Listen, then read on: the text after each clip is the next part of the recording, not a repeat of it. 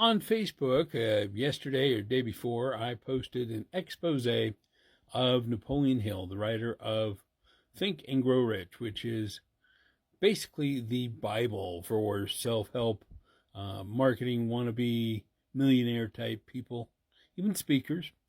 And I've read it. I've read it a couple of times, and everybody I know, it seems like, has read it, and they swear by it.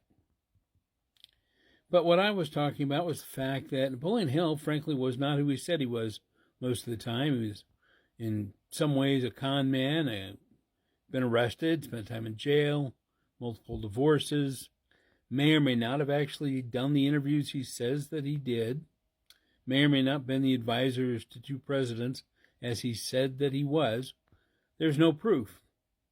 There doesn't seem to be proof that he wasn't, so I guess it depends on who you consider has the burden of proof in those situations. But what I had a lot of people doing was telling me that, well, Rich, what he says works, what the book works, I've sworn by it, I built my life around it, I've made millions of dollars, I know other people who've made millions of dollars because of that book, because they've done what he said. Hey, I don't dispute that. He said a lot of great things, he wrote a lot of great things, wrote a lot of dumb things too, like male pattern baldness is caused by hats that are too tight.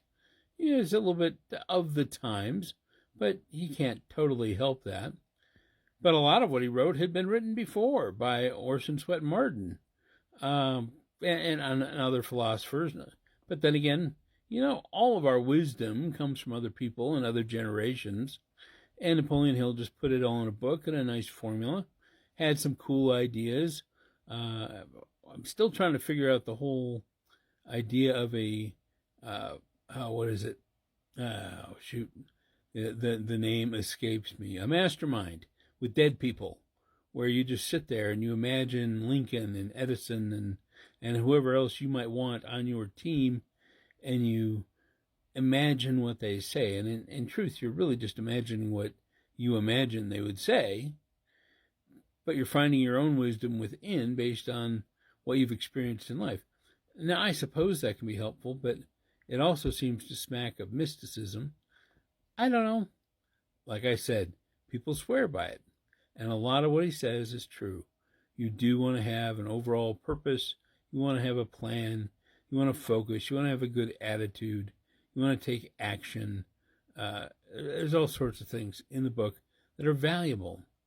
I just find it funny that so many people were worried about how accurate the content was, instead of worried about the character of the man who wrote it, that they seem to be deifying, putting on this pedestal as being a great self-help, great accomplished man.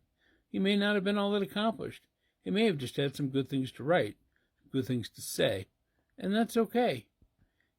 I don't equate not being a good person with not having good ideas. Bill Cosby seems to be a bad guy. Still hilarious. Old comedy albums, old TV shows, I'll watch them. I don't care. Kevin Spacey, definitely bad guy. Love his movies, though. Still will watch those movies. Not going to just say goodbye. Of course, there's some people that are bad that I just never liked their stuff in the first place, so it really doesn't bother me. But I don't hold myself to the standard of I'm only going to listen to good guys if they have good information, because nobody's all bad, nobody's all good. Everybody has flaws. I got flaws. Wow, if you looked into my life, well, I got a win anyway philosophy, but I have not always won anyway. And even daily, sometimes I fail at winning anyway. I'm a much better person now than I was, say, 30 years ago. But, hey, I'm flawed. Hopefully I still have some good things to say, and you'll have some good things to listen to. So that's just me doing a little shout out. Too long to put on a reel, too long really, well, maybe not for a story, but put it here on TikTok and see what happens. Have a great Win Anyway day.